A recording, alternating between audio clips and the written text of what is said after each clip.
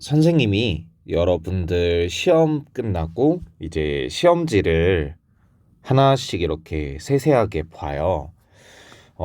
그러면서 선생님이 느꼈던 점들과 그리고 여러분들에게 해드리고 싶은 말을 하려고 해요. 먼저 여러분들 풀이 과정을 이렇게 보면 선생님이 영상 강의 찍을 때 막 여기 이렇게 적다가 여기 이렇게 적고 여기 이렇게 적고 막 이렇게 하죠. 조금 복잡할 거예요. 대부분 선생님이 최대한 위에서 아래로 왼쪽에서 오른쪽으로 적으려고 많이 노력은 하는데 근데 여러분들처럼 종이에다가 그냥 단순하게 이 문제를 풀어서 답을 구하는 것이 아니라 그 원리도 설명을 해줘야 되죠. 또 계산 과정이 어떻게 되는지도 보여줘야 되죠. 그래야 되니까 좀 정돈이 안 되어 있어요. 그리고 선생님 뭐 이 글씨를 보고 어떻게 생각할지 모르지만 그래도 최대한 이쁘게 쓰려고 많이 해요. 자, 그러면 여러분들이 수학을 하는 데 있어서 가장 중요하다고 막 학원 같은 데서 강조하는 게 뭐예요? 풀이 과정이에요. 풀이 과정. 자, 근데 풀이 과정이 왜 중요할까요? 자, 그냥 딱 툭 까놓고 얘기할게요. 선생님도 마찬가지예요. 지능이에요, 지능. 뇌예요, 뇌.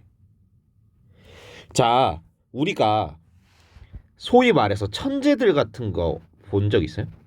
같은 거라고 해서 미안해요. 천재 같은 그런 사람들 같은 경우에는 이 머릿속에서요, 연산이 돼요. 이 연산이 쭉 되면서 굳이 우리가 글로 적지 않더라도 그 기록들이 머릿속에 이렇게 남아서 논리적으로 큰 무리 없이 흘러가서 정답을 구해내는 능력을 가지고 있는 천재들이 있어요. 근데 우리는 선생님 포함해서 천재 아니에요. 참고로 선생님 IQ가 147인가 그래요. 그런데도 불구하고 쌤은 안 돼요. 풀이 과정 안 쓰면 안 돼요. 왜? 아니, 풀이 과정을 쓰는 요게 우리가 뇌에 연산을 이렇게 처리한 흔적을 남기는 과정이에요. 이렇게 남겨놔야 선생님이 보세요. 우리 시야가 눈이 초점이 여기 맞춰져 있더라도 여기도 보이고 여기도 보이잖아요. 그쵸? 이게 무슨 말이냐면 여러분들이 풀이 과정을 쓰면서 여러분들은 손끝에 여기 지금 터치펜이 있는 여기에 초점이 눈이 맞춰져 있겠지만 사실 여러분들 이 시야에는 요 위에 있는 것도 어느 정도는 보여요. 그러면 이 위아래의 흐름을 계속 보면서 우리의 뇌는 일을 계속 한단 말이에요. 자, 그러면 여기서 이 풀이 과정 쓸 때 그냥 쓰면 안 돼요. 어떻게 해야 되냐? 우리 뇌가 한계가 있잖아요. 그쵸? 그럼 이 한계가 있으면 어떻게 해야 돼요? 효율적으로 써야 돼요. 우리 용돈이 제한이 되어 있으면 이거 다 살 순 없잖아요. 그쵸? 그러면 내가 진짜 필요한 거, 내가 진짜 사고 싶은 거 위주로 살 거 아니에요. 마찬가지예요. 뇌도 한계가 있기 때문에 그 한계를 인정을 하고 인식을 한다면 여러분들이 이 효율적으로 쓰는 습관이 중요하다는 거예요. 자, 선생님 영상 강의를 보면 풀이 과정을 전부 다 적지를 않아요. 자, 예를 들어서 x 4제곱 플러스 4x 빼기 8은 0이 근을 2개 갖는지 1개 갖는지 아니면 하나도 안 갖는지를 판단을 할 때 쌤 어떻게 해요? 바로 그냥 짝수의 판별식으로 써버리잖아요. 그쵸? 그래서 얘가 12가 나와서 0보다 크다가 되는 건데 자, 그럼 여기서 중략된 게 얼마나 많은지 한번 볼까요? 중략된 거. 자, 짝수의 판별식이 b 프라임의 제곱 빼기 ac잖아요. 그러면 b 프라임이 얼마예요? 2죠, 2. 그러니까 1차항의 개수를 2로 나눈 거. 그럼 2의 제곱 빼기 1 곱하기 마이너스 8이에요. 근데 선생님 그냥 바로 이렇게 썼죠. 자, 그럼 선생님이 말했던 선생님 뇌가 한계가 있다면서요. 효율적으로 써줘야 된다면서요. 그럼 이렇게 먼저 쓰고 얘 써야 되는 거 아니에요? 라고 할 수 있죠. 이건 아니에요. 왜? 1초에서 2초 내로 아주 빠르게 일어나는 걸 여러분들이 쓴다는 것 자체가 오히려 비효율적이에요. 물론 실수를 안 한다는 가정하에 얘기를 하는 거예요. 자, 그러면 선생님이 말했던 이 효율이라는 건 어떤 걸 뜻하는 거냐? 예를 들어서요. 9명의 학생들이 있는데요. 그 중에서 특정 한 명을 포함해서 4명을 뽑고요. 그 중에서 한 명만 대표로 선정한대요. 자, 그러면 여기서부터 이제 갈리는 거예요. 보세요. 특정 한 명을 무조건 뽑아야 된대요. 그쵸? 그러면 8명 중에서 3명 뽑으면 되고 이 3명 중에서 한 명을 대표로 선정하면 되잖아요. 자, 그럼 양갈래로 나누어져요. 선생님은 먼저 그냥 이 한 명 포함해서 뽑았죠. 그쵸? 그러면 나는 먼저 대표부터 정하고 뽑을래. 나는 먼저 8명 중에서 3명 뽑고 나서 출발할래로 갈리잖아요. 얘도 그럴듯하고 얘도 그럴듯해요. 자, 근데 여기서 문제가 있어요. 자, 실제로 문제는 이렇게 풀어야 돼요. 이렇게 풀면 안 돼요. 왜요? 자, 대표를 먼저 뽑을 거예요. 근데 이미 한 명 뽑아놨잖아요. 그렇죠? 그러면 대표를 뽑으려면 9명 중에서 한 명을 뽑아야 되는데 이 한 명을 뽑았을 때 이 특정 한 명이 대표가 되는 경우, 특정 한 명이 대표가 아닌 경우로 또 나눠서 생각을 해줘야 돼요. 연산 과정이 복잡해지잖아요. 그쵸? 자, 반면에 8명 중에 3명을 뽑고요. 그리고 미리 뽑아놓은 한 명과 포함해서 4명 중에서 한 명을 대표로 뽑는 경우는 얘는 완벽하게 이 식 두 줄로 끝나버려요. 자, 그러면 선생님이 지금 하고 싶은 효율적으로 하는 방법은 무엇이냐? 여러분들이 문제를 보고 단계를 나눠야 돼요. 단계. 그래서 이 단계를 풀어나가는 데 있어서 핵심적인 것들은 반드시 적어줘야 된다는 말이에요. 자, 선생님이 설명을 할 때 이런 식으로 설명을 많이 했어요.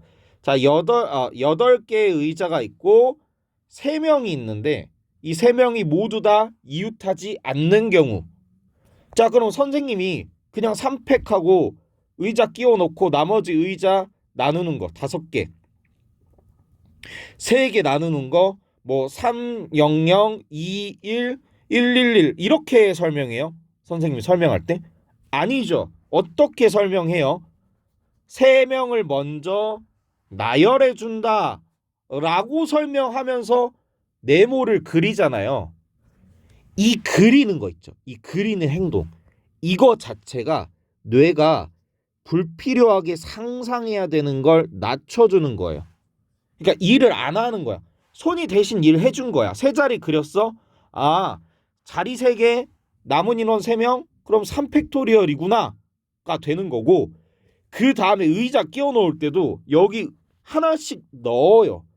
눈으로 보잖아. 그쵸? 그러면 우리가 생각으로 해야 될 부분이 줄어든다는 거예요. 단순 인지와 상황을 인지하는 것과 내가 생각하는 것, 사고하는 건 여러분들 뇌가 일할 때 당연히 얘가 훨씬 더 많이 집중력과 에너지를 쏟아야 돼요. 근데 인지는 우리가 한번 써놓기만 하면 이제 남은 의자 몇 개예요? 3개잖아. 그쵸? 그럼 이제 그때부터 의자가 들어갈 수 있는 자리도 심지어 선생님 표시해요. 왜요? 인지로 바꾸는 거야. 여러분들의 생각을 풀이 과정으로 적어서 이 적은 걸 뇌가 인지하게 만드는 거예요. 자, 생각을 안 한다는 게 아니야. 근데 이 생각을 적어 놓으면 그 다음 스텝으로 넘어갈 때 이게 차곡차곡 쌓여야 되는데 이걸 안 적어 놓잖아요, 여기를. 그러면 얘를 계산할 때도 여기서부터 다시 출발해야 되고 얘를 계산할 때도 여기서부터 다시 출발해야 돼요. 얼마나 비효율적이야. 그래서 단계별로 여러분들이 풀이 과정을 핵심적인 걸 적어놔야 의자 3개 한 번에 들어가는 경우 의자 2개 하나 얘는 2개 하나니까 자리 4개 서로 다른 거 2개 그 다음에 하나 이거는 반대로 생각해서 4개 중에서 한 군데 빼야 되겠구나. 의자 안 들어가는데 이렇게까지 논리적으로 탁탁탁 빠르게 풀이 과정을 적을 수 있는 거예요.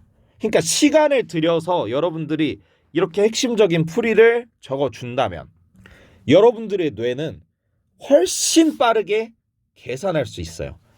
자, 선생님이 원리를 설명을 해드릴게요. 선생님이 뇌공학과를 원했거든요. 근데 하필이면 그때 우리 이세돌 고단과 그 다음에 우리 알파고가 붙는 바람에 이때부터 갑자기 이 뇌공학, 뇌과학에 AI가 들어와 버렸어요. 그러면서 컴공을 했어야 됐어. 근데 여러분들 얼핏 생각했을 때 뇌가 컴퓨터랑 똑같아요? 아니란 말이에요. 우리 뇌가 훨씬 더 고차원적이야. 근데 계산하는 스피드적인 측면에서는 대부분 컴퓨터가 더 빨라. 왜? 컴퓨터는 입력한 그대로 출력하거든요. 자, 보세요. 이 광고인가 어디서 봤는데 이제 남편한테 심부름을 시켰어. 여보, 우유 1개만 사와. 그리고 가서 아보카도 있으면 4개 사와 라고 했어요. 자, 입력한 그거 잘 들어봐요.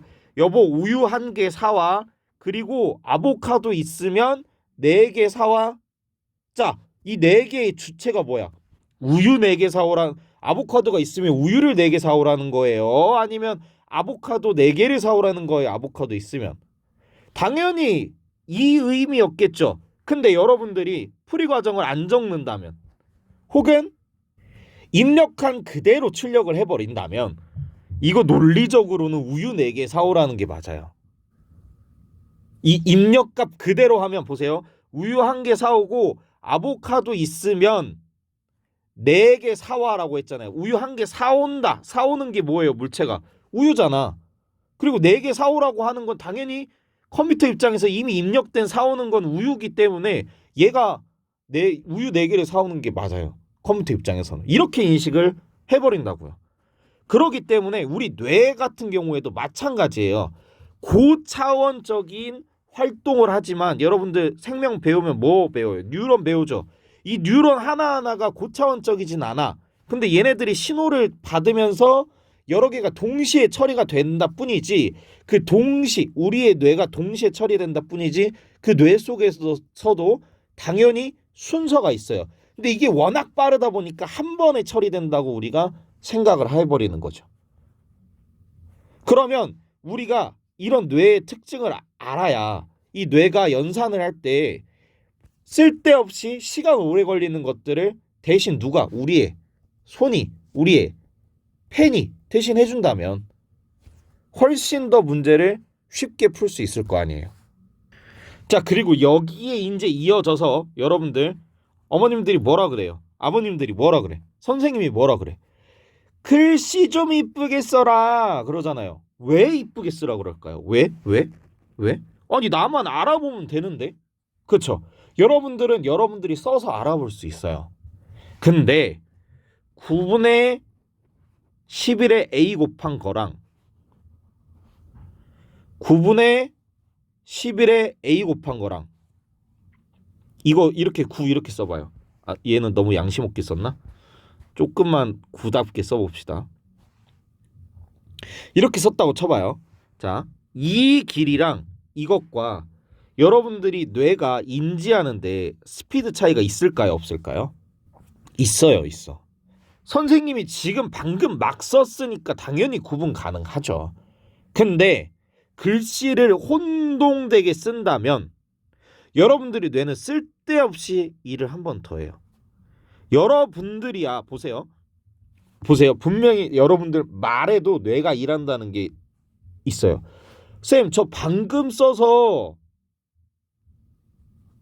기억나요. 알아볼 수 있어요. 자, 기억난다? 여러분들 기억력 쓴 거예요. 단순히 이거 하나 읽는데. 알아볼 수 있다? 이 표현 자체가 아니 여러분들 이거 무슨 색이에요? 이거 알아보기 위해서 여러분들 뇌가 일을 해요? 아니요, 그냥 인지하면 되는데 알아본다는 거는 여러분들이 관찰을 해서 파악을 해야 돼요. 이것 또한 일이라고요, 일. 그러다 보니까 아까 쌤이 얘기했던 뇌가 한계가 있어서 효율적으로 일을 해야 된다고 하는데 여러분들 이런 사소한 글씨 문제 하나 때문에 혹은 알파랑 A 똑바로 안 써가지고 얘네들 혼동하는 거 그러한 사소한 것들이 쌓이면 당연히 계산 속도가 빨라질 수가 없는 거예요. 그러다 보니까 여러분들이 이 풀이 과정 또 풀이 과정으로 대변이 됐지만 여러분들이 문제를 풀어 나갈 때 단계 설정을 똑바로 하고 그거에 있어서 핵심적인 것들을 적어 나가야 계산 속도와 여러분들 성적도 올라가겠죠. 자, 그래서 이 다음 편에서는 여러분들이 이 설명을 들을 때 이런 생각을 했을 수 있어요.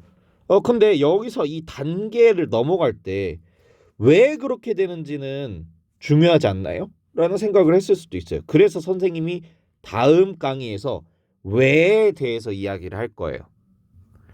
수학에서 문제 푸는 방법이 있고 원리가 있잖아요. 예. 그 둘 다 중요한데 선생님은 지금 방법적인 거에 대해서 이야기를 했고요. 이제 원리에 대해서 이야기를 할 건데 자, 그 전에 딱 이거 하나만 보여줄게요. 자, 여러분들 지금 선생님이 설명을 했으니까 선생님 설명 이게 방법이 어떻게 됐어요? 이렇게 갔다가 이렇게 갔다가 이렇게 가다가 다시 일로 갔다가 이렇게 가서 이렇게 하다가 다시 일로 갔죠. 여러분들 이거 1년 뒤에 보자마자 바로 알 수 있어요? 아니요, 여러분들 1년 뒤에는 유튜브 영상을 봤다는 것조차 까먹을 수도 있어요. 이거 뭐지? 라고 생각할 수도 있어요. 그러니까 여러분들 풀이 과정 쓸 때 여러분들 뇌가 이렇게 상상하지 않게끔 그대로 우리가 습관적으로 위에서 아래로 이렇게 읽는 습관처럼 읽을 수 있게끔 차분하게 쓰라는 이유가 여기 있는 거예요. 자, 그러면 여러분들 선생님 그럼 저 글씨 연습해야 돼요? 아니요. 그냥 똑바로 인지만 할 수 있게 써달라고요. 인지만. 이거랑 이거 안 헷갈릴 거 아니야. 이 정도만 써달라고요. 네.